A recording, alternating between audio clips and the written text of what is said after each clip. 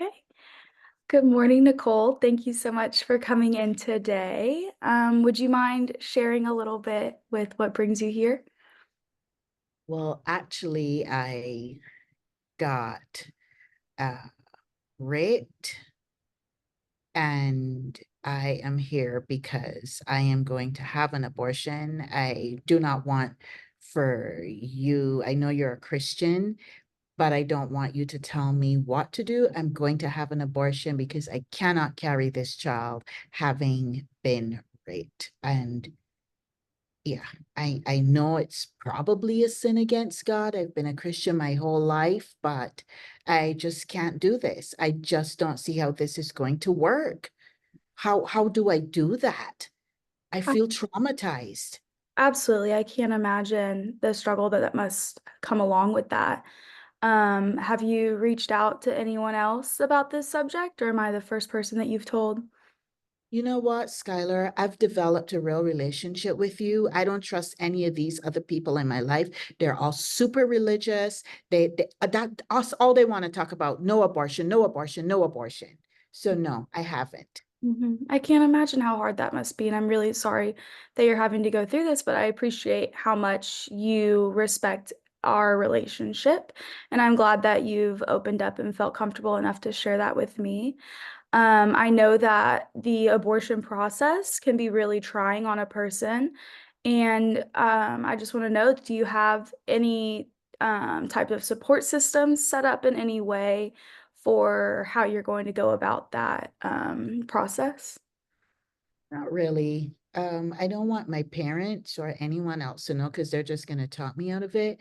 But if you could leave your door open for me to keep coming, so that I can continue to process through this, because this is my safe space, I'd really appreciate that. Absolutely. My door is always open. I'm always here for you to come in and for you to talk. And And you're not going to talk about the Bible and give me the scriptures on what I should and shouldn't do, right? no, absolutely not. What is my beliefs are in no way what should be your beliefs. And I'm open to helping you with any problems that you may have, despite what my beliefs may be. Thank you. Thank you. You're welcome. So I'm so happy that you came and talked to me today. I would love to maybe schedule an appointment for later on this week or next week if that fits in for you so that we can kind of touch base on this a little bit more. Yeah, thanks. Yeah, I'll call the office. Okay, great. Nice to meet with you today. Thank you. You're welcome.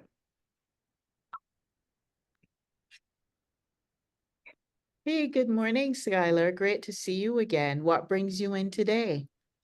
Oh, I just have kind of been dealing with a lot at home. I've kind of noticed that my mom has started drinking a lot recently, and there's some attitude changes, of course, that come along with that that directly affect my brother and my sister and I. And I just kind of wanted to come in and get that off my chest.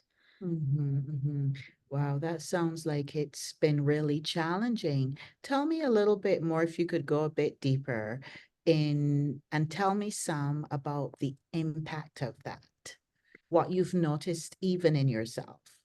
Yeah, so I think that lots of times I end up having to, I guess you could say, calm her down and kind of deflect any emotions that she has that go towards my younger siblings and kind of take it on for myself and try to almost serve as her therapist to help Mhm. her understand where her emotions are coming from.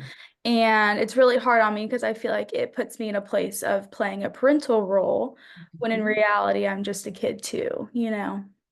That's really insightful, and I think you've captured it uh, really well. We call that in this space parentification, when a child has to adopt the role of a parent to help their parent soothe and manage their own emotions. Mhm. And so that's really, really challenging. Yeah, it is. And how long has mom been drinking?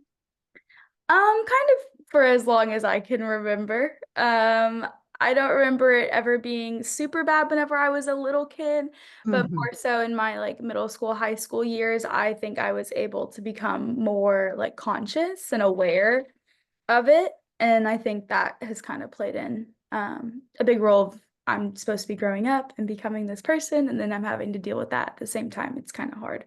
It's kind of hard. And it sounds like, so what I hear you saying is that it's difficult. You're playing this parental role. Sounds like you would rather not be doing that. So I hear what comes up for me is the word boundaries. Mm-hmm. Is that something that you would want to establish and work on with your mom? Yeah, absolutely. So when you hear that word boundaries, what do you think would be helpful as you put some boundaries in place with mom and your responses to her? I think maybe just saying things such as, like, I understand that you're going through your own struggles right now, but it's also not my place as your child to be helping you in the ways that I have been recently. Mm-hmm. And then kind of working towards keeping my brother and my sister out of the room or area of wherever she is in those senses or in those states of mind, Mm-hmm. to kind of prevent them from having to deal with that. Because that's what really makes me step up and kind of take on that role is whenever they're around. It's you have adopted a protective role. Mhm. Yeah. Yeah, sounds like that's the role you play within your family. Mhm. Yeah, so I'd be happy to help you work through that. We could start with some basic homework on you understanding what your values are, unless you know that. I don't know that you can establish really good boundaries. So I'd be happy to help you in that way. Absolutely. I think that would establishing homework and doing things like that would be great. All right. Well, you can call the office to set up your next appointment, and I'd be happy to see you next time. Perfect. Thank you so much. We'll see you next time. Welcome. Good morning, Nicole. Can I ask how you've been feeling lately and how you're doing today? Just a little bit stressed. I have a brother he's been a drug addict, I would say, for all of our adult lives, Mhm. uh, in and out of rehab, all the things, but there has never been demonstrative change. He's always looking for his next fix. And it's just really, as my mom ages, he lives with her when he's not on and off. And I just see how it's wearing her down. She's almost 80 now, and having to deal with him but just listening to her, and I take on that role of being the one that has to give advice and be there, and I want to be there for her, but I don't know that I can manage the daily calls with hearing about the next thing that he has done that is just jarring and traumatic and destructive. So just wanting to really unpack some of that today. Yeah, absolutely. Thank you so much for sharing that with me. That sounds like something that's really difficult to go through, and it sounds like something you've been going through for a while now. How do you see that that has impacted your relationships with your family? I know you kind of touched on that a little bit, but is there any more Mhm. that you'd like to unpack in that sense? Yeah, well, I think so. There's resentment, Hmm. uh, anger, sometimes even a little bit of rage. There's hopelessness, despondency, because we've been praying, we support him when he goes to drug rehab, all the things, but Mhm. no change. Yeah. So I'm really struggling with all of that, and where God is in all of it, and all of that. So it has really impacted my relationships, because sometimes when I see the phone ringing, there is the anxiety Mhm. that comes up as well. Like, oh my God, what has he done now? What will be said? So yeah, challenging for sure. I can imagine, absolutely.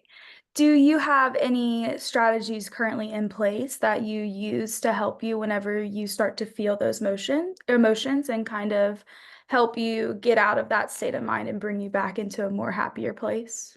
Yeah, so my last therapist really introduced me to this whole concept of mindfulness. Mhm. And I really have that squared breathing. It's amazing how it kind of calms me down, and just other grounding techniques that I really use. Just to be present, to be aware of what I'm feeling, because sometimes it seems like it's anger, but it's really not. It may just be frustration. So just breathing and being aware and getting under the layers of all of that. So thanks for asking that. You're welcome. So, with our time together, are you hoping to find new strategies and new things that you can implement, or are you wanting this to kind of just be a space where you can come in and get things off your chest? I And think probably the latter. okay, perfect. Yeah. Awesome. Well, thank you so much for sharing everything that you shared with me today. And I can't wait to talk to you again. And hopefully, I'll hear back from you soon. Feel free to call our office and schedule another appointment. Thank you, Skylar. It's really been a pleasure to sit here. Awesome. We'll see you soon. Okay, take care.